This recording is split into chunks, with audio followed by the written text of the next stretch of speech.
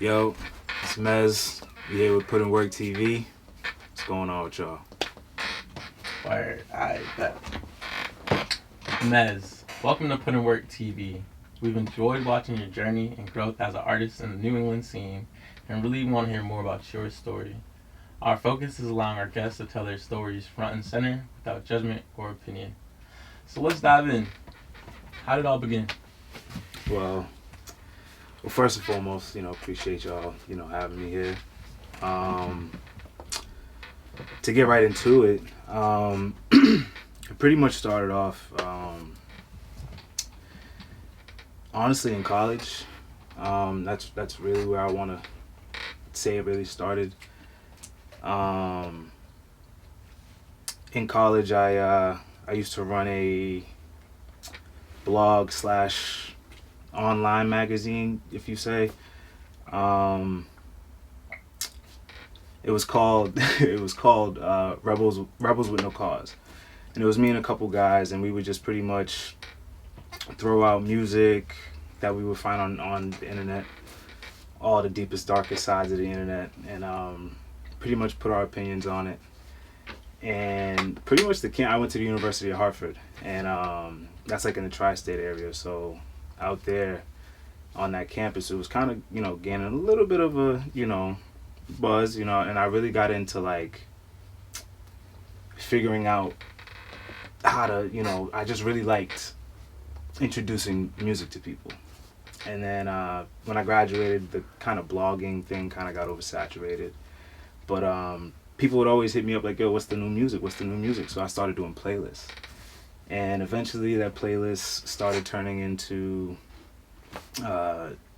me buying a little controller. Got the itch for DJing. I used to do dorm parties back in school, and I would use like virtual DJ and admire the actual real DJs from afar. Never really thinking I could get into it myself. But once I got the itch for it, I really deep dove into it. Bought a pair of Technic turntables. Bought my first mixer. Really just dove in deep and just started doing little house parties here and there, and just rest is history, I guess. If there's any history. Nah, you're being humble. That's fine. But yeah. And so, boom, you said you went to University of Hartford, but where did you grow up? I grew up in Dorchester, and Roxbury, pretty much along that right in Upham's corner. But pretty much back and forth from Dorchester to Roxbury. Now I live in Roxbury. So pretty much all my life, that Dorchester-Roxbury border. But if I had to say where I'm from, Dorchester, I pretty much was. What was it like growing up in Boston for you? Man, it was a melting pot. So many different cultures. I went to school in the Metco system, so being able to go out to the suburbs, during the day, and then coming back, to where I'm from every day was, I feel like it was like really good exposure to a lot of different ways of life. To this day, I have a lot of different friends from different, areas in the city, and I really feel like I'm a product of my environment, so I'm a little bit of all of that, so. Word. That's smooth. So just, getting a little, let's see, not getting a little crazy, but just getting even a little broader, like, how would you say music in general, like, impacted and altered your life? Because you said you always liked introducing music to people. Yeah. So where did that come from? That's a good question, honestly. I guess it always came from like school, so funny you ask. So in middle school, elementary and middle school, shout out to my boy Anthony Johnson. We haven't been in touch with him in a long time, but he's a director out here. He does music videos and everything. But we used to go to middle school together, and back in the day, he had access to, what was it, LimeWire or Napster, one of those websites, you know. And my moms would always buy blank CDs. So we were pretty much like in 6th and 7th grade, like just, you know, taking at lunch, you know, taking people's lists of music that they would want, burn the CDs, come back and, you know, make it for them, you know, $5 a pop for a burnt CD, you know, $10 a pop if you wanted the actual album. And then in 03, 50 Cent's Get Rich or Die Trying came out. And I swear we were like actual legit bootleggers, because like everybody wanted it. Sorry 50, but yeah. We cleaned it. I was in 6th grade, he was in 7th grade. When I say we cleaned up, if it's, you know, it wasn't like we was making like raps or anything, but you know, we made a couple $100. It's pretty good, you know. That's fine. Each, you know, so. That's fine. But that's really where it started. After that, you know, it was kind of history ever since. I've always just been on the hard. That's crazy. So, boom, you were middle school. Your boy Anthony Johnson. You know what I'm saying? We just pretty much started a hustle back then, and since then we've kind of always just been, you know, somewhat a foot in the door, I would say, you know. But that's really where it started, I would say. Like the itch, I would say. Got you. Wow. So yeah. That's a fire. That's a fire experience. Also, I gotta give a shout out to my uncle. My uncle was I would say is the one that actually really introduced me to DJing. We were at a cookout, and he was pretty much just messing around and had the equipment there. And I you know, I was eyeing it. I was already, you know, kind of ended doing my blog and everything. I was just putting out playlists and stuff like that. And he's spinning, and I'm looking at him, and I'm like, yo, this is how I got like my first setup. And I'm looking at him, and I'm like, yeah, that's pretty dope. Like, you know, everybody's vibing, but I'm like actually watching what he's doing. So I go over, and you know, this is my uncle, and he's like, yo, you wanna, you know, mess around with it real quick while I go get something to eat? I'm like, my eyes lit up. I'm like, absolutely. So I jump on the set, and he's got, you know, a little bit of everything. He's a pretty good DJ. DJ Rodney T, and he was just sitting there eating, you know, and I'm messing around, not really knowing much, but you know, dabbled in it. So you know, I know how to beat match, and you know, he kind of looks up and he sees me, you know, doing my thing. It's a little sloppy, I'm sure, but something's there. So then he's like, yeah, you know, you're all right, you know, you're doing your thing, keep going. So at the end of my set, when he's done eating, he pretty much just threw the idea out there. He's like, yeah, you know, if you want, you know, this equipment, you know, I'll sell it to you for, I can't remember, it was like maybe $600 for the turntable set. I was like, I'll be at your house tomorrow. That's it. Yeah. That is hard. So it was just like, it was set from there. You know what I'm saying? Yeah, definitely. So tell me about your experience DJing in like the New England scene. You know what I'm saying? Like, tell me about your first party you got booked for. Yeah, so actually, the first party I ever got booked for was a house party. I would say it was like maybe a couple weeks right after that. I had bought the equipment off my uncle, and just kind of got happy and just started telling people like, yeah, you know, I got DJ. Didn't tell people I was a DJ, but it was, yeah, I got DJ equipment. You know, I'm trying to figure out how to do it. And one of my boys pretty much told somebody else that I actually was a DJ, and they was like, yo, you know, we're doing a house party. Can you spin for a couple hours? You know, I got $250 for you. I'm like, hell yeah, you know, I had no idea what I was doing. Never DJ'd anything in my life, but I'm like, absolutely. Yeah, that was pretty much it. And then I would say the first time I DJ'd in an establishment was a couple years ago. And that one was pretty surreal. You know, that was like really where I really realized like, oh, this is work. You know, that's really where I went home and after that and started like really studying. You know, studying how to read the crowd and like actually work on, you know, curating a set, doing an opening set. You know, that's really important, you know, for DJs to learn how to not, what I guess you would say is like put your foot on the gas early in the party.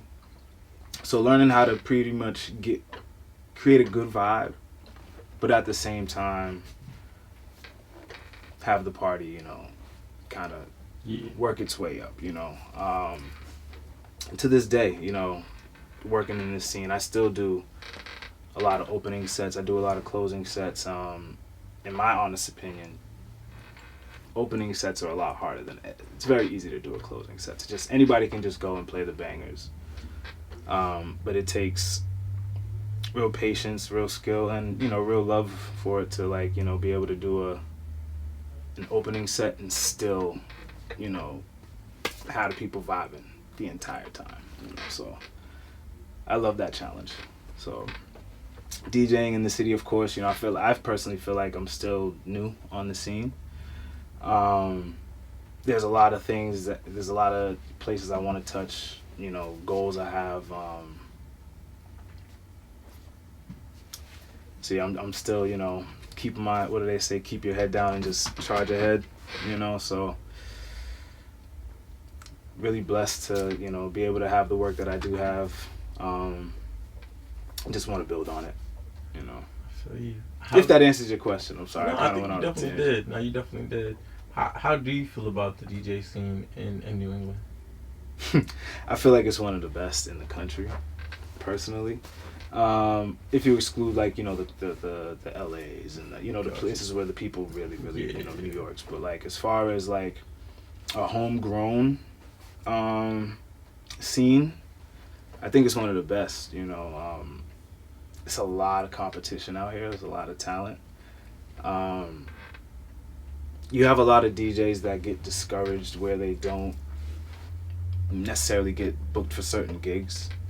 But I feel like in the city, you really can't get mad at who's already there, because it's just like everybody's just talented. You know what I mean? Like I have a lot of favorites. You know, my brother Real P, Snacks, you know, Big Tunes, Young Paul, Big Bear. You know, there's Slick lot. Vic. You know, Guru. You know, this is and I know, you know, Brandy. You know, and Brandy's one of the newest on the scene. You already know. Yeah. So that goes without said. And it's just, and there's so many. Like it's like DJ Dutch, like that whole Him Entertainment. You know, they shutting shit down. So it's just like there's a lot of talent in the city, and it's like I love it. I just love it. I love everybody's doing their thing. So it's just I'm just blessed to be able to find my niche in it all, you know. Moving like a little bit beyond like the DJ scene, how do you feel about the general art scene in New England? The general art scene, like. Well, I'm saying general art's like creatives in New England. Oh, like, okay, you know, okay. Music too. Yeah. I honestly feel like it's super slept on. You know, there's a lot of like music wise, personally. There's a lot of artists out here that I feel like should be out of, like, you know what I mean, like out of here, you know. And like every day I'm finding out about like new people. One of my, like, a lot of artists I'm personally getting hip to, like I'm really liking within the last maybe I would say 2 years. I'm really loving the scene. Like I really like Van Buren. I love like the, you know, like Sean Wire, Key. She honestly right now, I just DJ'd a set for her at Rob's event at the We Got Us, and like, oh man, like I can't wait to, you know, for people to really see what she's got going. and I don't even know her like that, you know, and I'm a fan, you know what I'm saying? And it's just like, you know, it's just so much. It's so much talent that's just bubbling, you know, you got, and it's so many different vibes. You got like, you know, Najee and what he's doing. Like, he's writing, you know, for people. And I think just today he just, you know, got another placement on, like, you know, I don't know if we could say the different networks, but he got placements on major networks. And it's just a lot of talent in the city, you know. Once again, I'm forgetting so many people. And that just goes to show that how much talent is in the city.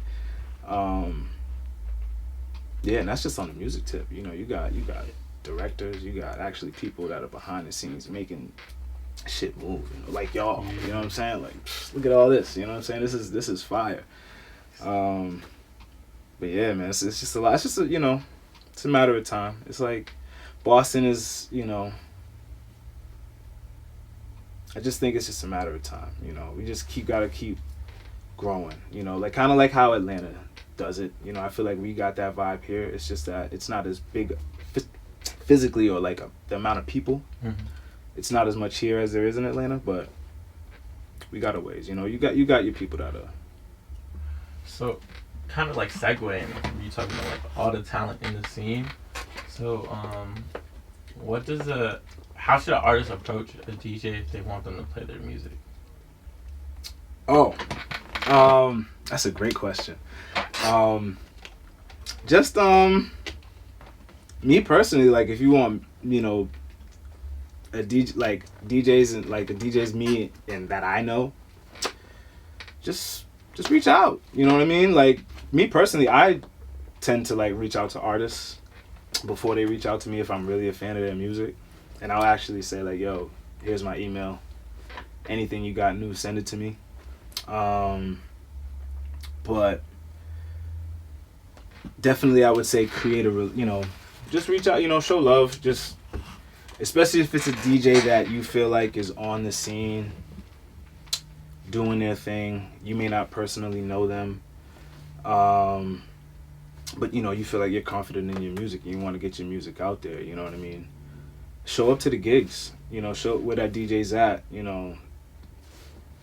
Ain't nothing to say like, yo, what's up? You know what I'm saying? I do this, you know. Necessarily don't, in the middle of the set, be like, can you spin this right now? I personally don't mind it. Yeah. If you know, able to airdrop it to me, like, because that's the history of the culture. You know what I mean? That's like really where it was. Like, you had DJs.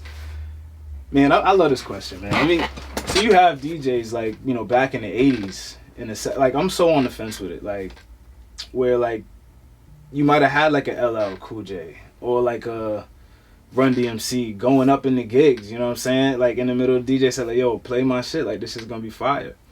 And it's happened where artists have come up to me and like, yo, can you spin my track? You know what I mean? I'll be honest, sometimes I'm like, yeah, sometimes I'm like, no, it depends on my mood. But I'm not gonna lie, there's been times where like an artist has come up and be like, can you spin my music? And I'll like listen to it real quick and I'm like, oh, absolutely, this is like perfect. You know what I mean? You understood the assignment. Yeah. Throw it on and it rings off. And like, it can be a magical moment. Spinning it back, you know what I mean? The artist is right there. Let him get on the mic. Like, I've had like those moments I live for. But then, you know, it all depends. It's situational. You know, there's no one way fits all. You know, it's a way to approach it. You know, but I just think if I was an artist, I would keep trying. I got be confident in my music. I'm not just going one way about it. You know. But yeah, definitely I would say create a relationship with the DJ.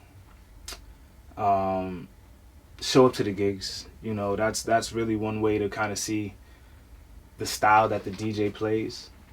If you see that they're playing a lot of bouncy, vibey club music, you know, maybe it's good to, you know, try to slide him your tracks that might fit that, you know, that vibe or that aesthetic, you know. And then at the same time, good music is going to find the DJ's ears regardless. So just, you know, don't focus too much on just trying to get it in the club. Just do your thing, you know, and it'll find the right ears, you know, if it's really meant to be heard. Do you feel like as a DJ, it's like part of your responsibility to find like local music that's Absolutely. good? Depending on the type of DJ you want to be. You know, if you want to be like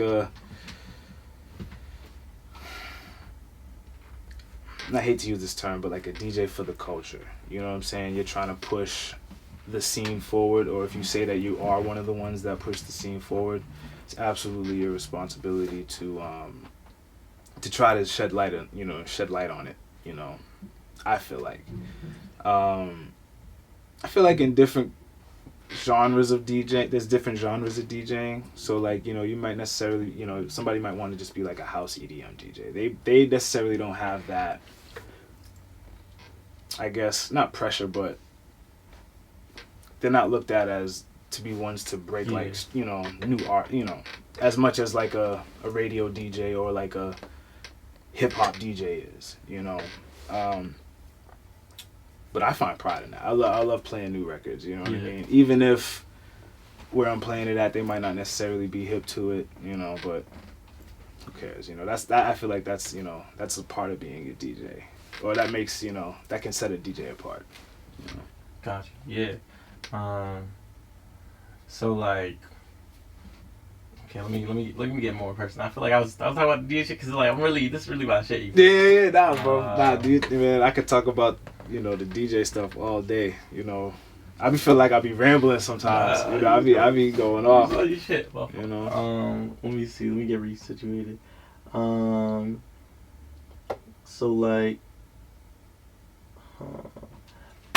when you're DJing, like, I feel like a lot of people don't know what it's like to actually DJ. You know what I'm saying? Because there's like scratching, there's like the mixing, there's all different types of shit. And I feel like, so when you DJ for our audience, what do you try to give them? And like, what do you focus your skill set on currently as a DJ? Now, let me know if that's like a wrong question. No, I love that. So what I try to give them, I try to, you know. I feel like I always make these questions like loaded questions. For me, one most important thing is to get the job done. You know what I mean? And the way I was taught, rule number one was to make them dance. You know what I mean? So that's rule number one for me. On top of that, you know, I try to, you know, separate myself from everybody else. And that's just the best way for me to do that is to make sure that I'm having fun, you know. So make sure that they're dancing is number one. Number two, make sure I'm having fun, because otherwise, what am I doing it for, you know? And with those two things, you know, that's where I feel like I eventually, you know, that's where your style comes in. So, you know, you always try to, you know, I love the whole technical aspect of DJing, you know, scratching and blending and beat matching and watching the crowd and everything and building a set. Love that. And I also love the making the art out of it. You know, art is all about breaking rules or creating new rules and things like that. So being in a set where, you know, it might be a whole bunch of, you know, trappers and Instagram, you know, influencers and things like that, a bunch of women and, you know, hookah smoke, you know, those type of vibes. And I love being able to play that crowd, but then also to be able to play like at an art exhibit. You know, I just recently did the Isabella Gardner Museum, and to be able to play, you know, literally played Mozart in the middle of that set and did a transition into, you know, overnight celebrity. You know what I mean? And it's like, and there's people from all over the world there. And to be able to do something like that, and then the next day go DJ at, you know, the craziest club where you have all the, you know, streets and everybody there, and to be able to do both at a high level, I like that. You know. Say that. Yeah. Let me change the battery real quick. Yep. Shit finna die. That shit was crazy to me. I'm like, my G's manager was his fucking tour DJ. Like, he's DJ all the time. I'm like, that's crazy. Like, you came up out the mud with this man. I'm like, that's fire. Yeah, tour DJ, man. Oh man, that'd be fire. To be a tour DJ, man. That's like, I would say that's like a lot of DJs. Not their main goal, but like, I don't mind doing that. You know what I mean? Obviously, if the money's right and everything, you know. But like a legit, you know. Yeah. That's like vacation, working, doing that, you know, doing it full time. Yeah. Hell yeah. I was gonna say, my next question would be like, just in terms of your career, you know what I'm saying, where do your aspiration lies in terms, because like there is mad different types of DJs. There's like resident DJs for like a fucking casino or club. There's tour DJs, you know what I'm saying. There's streamer DJs. There's mad different types of DJs. So where are you trying to go, Mez? Yeah, that's a good. I always think about this, you know, because to be quite honest, when I first got into it, I got into it pretty late. Professionally, you know, actually doing like gigs on the scene, and so my like, I necessarily don't like to even have an actual goal right now, because I feel like if you could think about it, it's too small. But you know, definitely doing festival stages, and you know, I'm trying to take it as far as I can go with it, you know, obviously. But that's like, you know, take it step by step. Like, you know, I just personally reached like some personal goals this year, you know, which was you know, doing a museum, doing like an actual club. First time I actually did an actual club, like a big room club. Like, it's hard to explain the difference, but like a big room club, you know what I mean? Earlier this year, and those were like, when I first started, those were like my, you know, that's where I want to take it. And it's like, you know, the next step for me was just pretty much just doing more of what I'm doing, just at a better and higher capacity and skill level.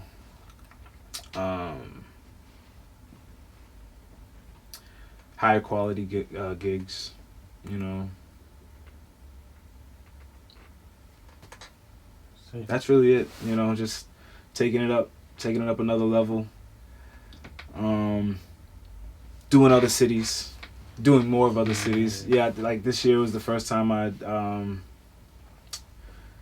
DJ'd out of, I would say, the Northeast. I had an event during All-Star Weekend out in Cleveland.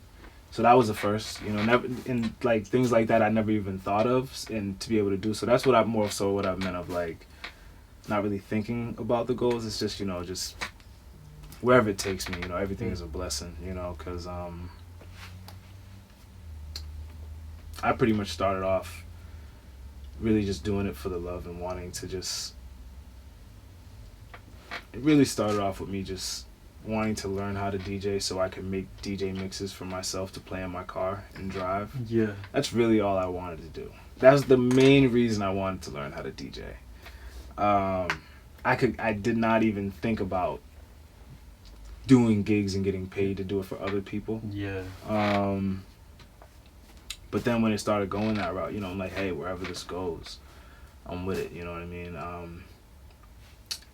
Hit bumpy roads, you know, learn, you know, the business side of things. And so pretty much my main goal is to just take it to the next level, but at the same time, always make sure that I'm making the people dance and I'm having fun with it, you know what I'm saying? So absolutely. That's really it.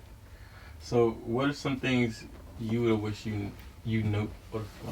What are some things you would have wished you known before you started DJing? That's a good question. Things that I wish I knew before I started DJing.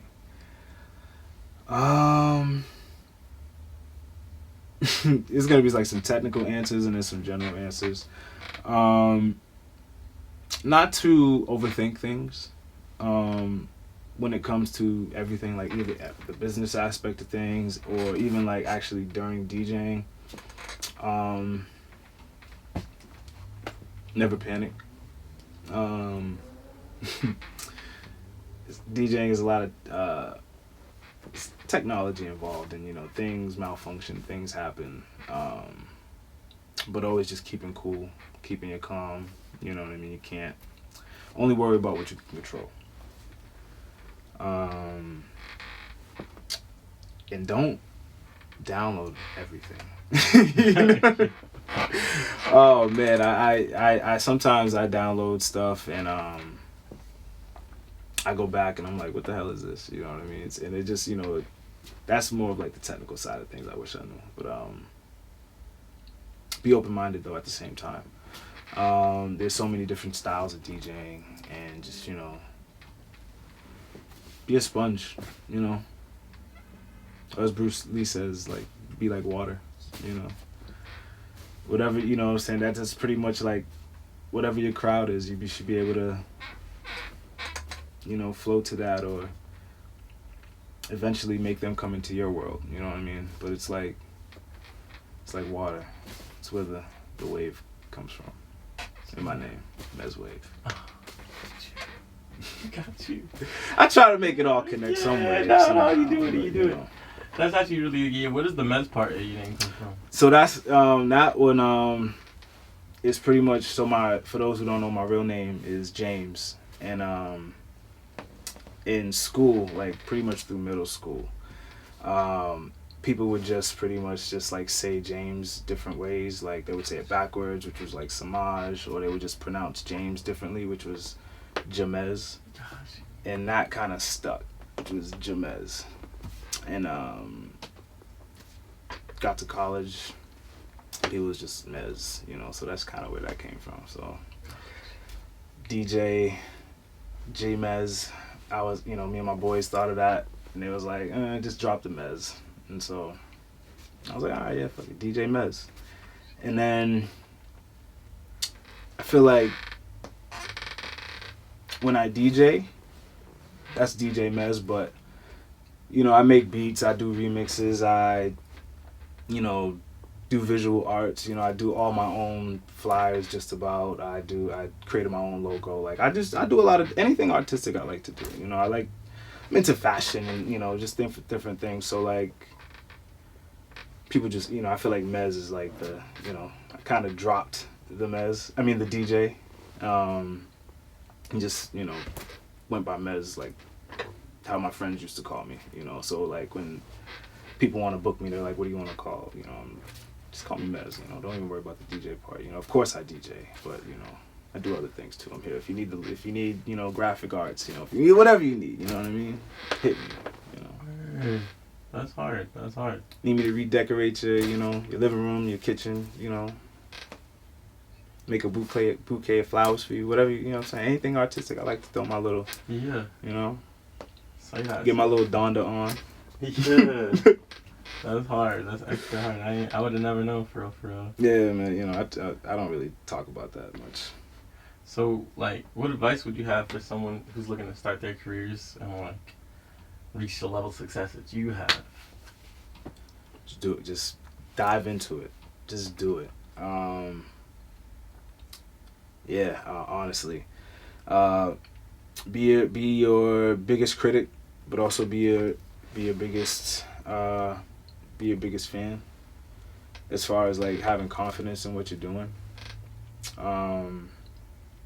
Don't be afraid to put your art out into the world, or throw yourself into the lines, because at the end of the day, it's not gonna harm you. Everybody gets nervous. To this day, I'll have a gig, and if I'm doing an opening set, and they're like, yeah, just to let you know, nobody's really gonna be there. To this day, I still get nervous. You know what I mean? And I don't feel like I'll ever get over that nervousness feeling. It's like an adrenaline rush for me at this point. So like, if that's like what people, if that's what they're fearing, is like the nervousness, just know that, there's people out there that are going to be looking at you, that are thinking that you're the bravest person in the world because they would be afraid to do what you're doing. Whether that's releasing a song or, you know, singing in front of people or live speaking or, you know, wanting to sell product. Like, just go for it, you know what I mean? There's other people out there that like what you like, you know what I mean? And the whole goal is to just find those people. And once you do, I swear to you that it's fun, you know what I mean? It's fun. So just go for it. Like, don't put it off. Like, start it. Like, right, this is your sign to start it right now. Whatever it is you want to do in life, you know what I mean? Just start it. You know what I mean? Like, whatever capacity. If you want to be a writer and you don't have time to write, just grab a pen right now and just start. Pick up a pad. Excuse me. And just get to it. You know what I mean? It's your passion. Like, you only have one life. Why not? Why not you? That's what Russell Wilson says. Why not you? So what would you say has been the most substantial moment in your career thus far?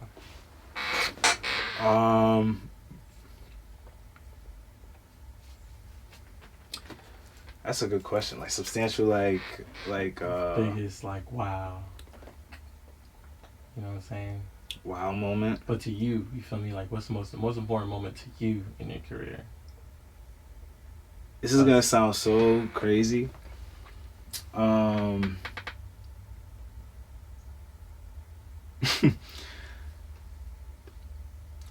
first time I actually got like booked to do an event with like an actual, like, at a place that I really wanted to, like I said I wanted to DJ at, you know what I mean? Like, I went there and kind of looked around and said, you know, I would love to DJ here. And when the full circle moment came where I got the call to do it, that was honestly where I was like, wow, this, you know, kind of hit me like right before the gig. I was like, oh shoot, I remember, you know, because things happen so fast, you know. Sometimes, like, you have gigs where you're doing, you know, 2 a days, or like, you know, you have 3 gigs the whole week, you know what I mean, 4 gigs the whole weekend, 5 gigs the whole weekend. It's like, you know, you're kind of in and out, and you kind of do your thing and bounce, sleep, get rest, you know. But that one was one time where I was like, yo, this is kind of dope, you know. I kind of, you know, did my videos, man. What was the spot at? It was that venue, you know what I mean? Yeah. And that was like the first. So the reason was venue. I think it was maybe the first, because I rarely go to, even when I don't DJ, I rarely go out. Like, people get on my ass all the time about it. Like, yo, you need to come out. When I go out to study DJs, but I rarely go out to like have fun. But one of the last few times, and I think this was maybe the first time I ever went to venue before I started DJing, I went there and I was like, oh, this is a really nice club, you know what I mean? And forgive me, I don't even know who the DJ was at the time, but they was killing it. And I had already kind of thought about, you know, thinking about DJing, you know what I mean? And I think this was maybe before or after, no, it was definitely before, because I didn't have the equipment yet, before I seen my uncle, and bought the equipment off of him. But I was there, and I'm just like, remember telling my boys, like, yo, I think I want to do that, you know what I mean? And like, DJing a place like this would be so fire. And shout out to my boys, because it's like, that's another thing. Get a good friend group, support group, because none of them was like, you know what I mean? All of them was like, bro, that would be fire. Like, you could do that. Like, I could see you doing that. And that right there put the battery in my back, you know? So when that happened, you know, when I was at venue, you know what I mean? I was like, wow, you know, it's pretty cool. Yeah. Yeah. Facts, that's fire. Yeah. But that's like, you know, there's been so many of those, but that one was like the most recent one I could recall. And I just, you know, that's the whole goal of it. I feel like it's to just keep doing that on bigger and bigger, you know, scales, God willing, you know. So I meant to ask you earlier, You know what I'm saying? Because that was gonna be my last question, but I realized just now that I didn't ask you this. But like, I know you DJ with Spark FM. You know what I'm saying? Yep. And like, that's like one of your, you do that every week, right? So we used to. Okay. We used to do it every week. So unfortunately, just through the scheduling, you know, we had to unfortunately put that on ice for now. But you know, like you DJing or Spark FM? No, at Spark FM. At Spark FM. So like that we had it was me, Jazz, and Real P. Yeah. Oh, excuse me. I wasn't even hit for real, bro. Yeah. So we stopped that. We stopped that a little while ago, but not due to any like conflict or anything. It was literally just a scheduling thing. Yeah. So you know, for right now it's on ice. It's not over yet.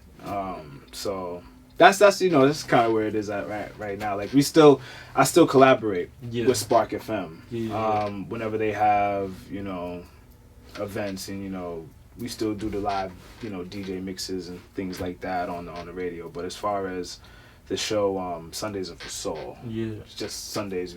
Sundays are a tough day.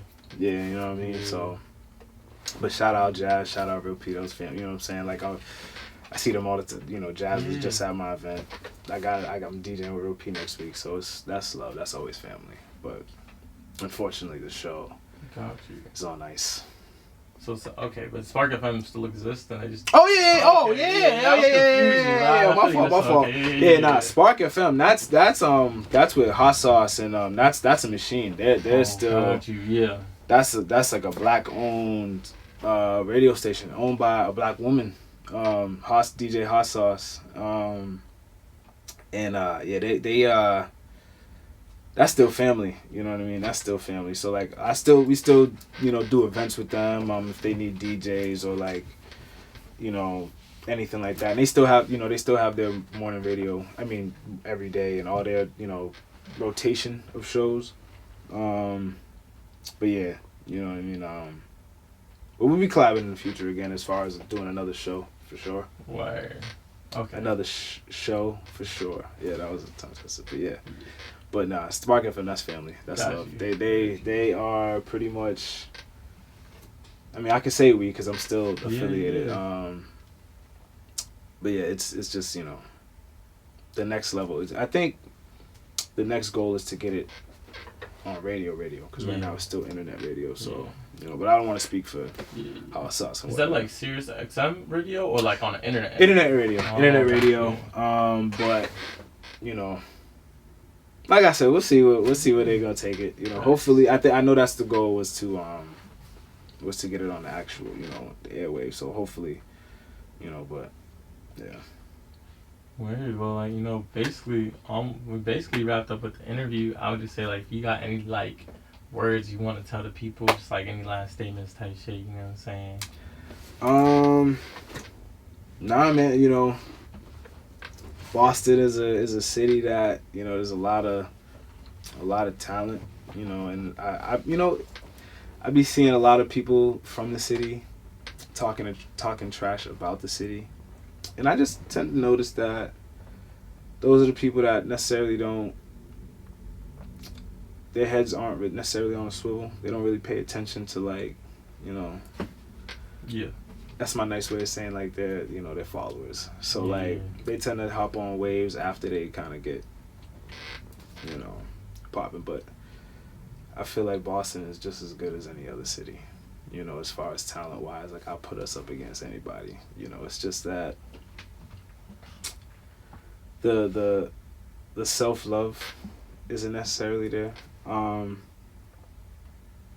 You get cities that are like, you know, Atlanta's and Houston's, and you got to look at the demographic and the size. Like, those are a lot bigger cities. Like, so of course, when you have more people, it's going to be a bigger splash, you know? So it's just like, we got to focus on our own. We got to love, what does J. Cole say? Love yours. You know what I'm saying? Like, you got to love yours. And like, when you, like, every day when I say, like, there's, you know, people that are actually putting the work in. Like, I think right on my way here, I was listening to, it was a freestyle with C4, Sean Wire, Najee, I forget the other two, man. Forgive me, but like they, you know what I'm saying? The five, you know, what I mean? All five of them just like absolutely murdered it. You know what I'm saying?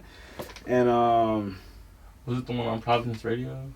I'm like, it's like a video. It's like a video. oh, gotcha. It's a video that they all just recently put out, and I think they rapped on I just met homie the other day on shout out to him Devo, Devo, my fault on Devo's beat, and bro, like just like that, bro, that's high quality like rap, you know what I'm saying? Yeah. And it's fire and it's new and it's refreshing.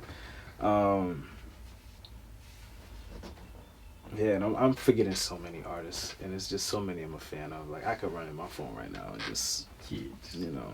Yeah. But you know, you got Shooter's Music. They're killing the game. You know what I'm saying? You got Millie's, like Beer on all different levels. Like, you know what I mean? But yeah, I think that's all I gotta say. You know, shout out to Boston. Thanks, man. Appreciate you. Yo, it's Mez. Shout out to PUTINWORKTV. You know what I mean? Appreciate y'all having me.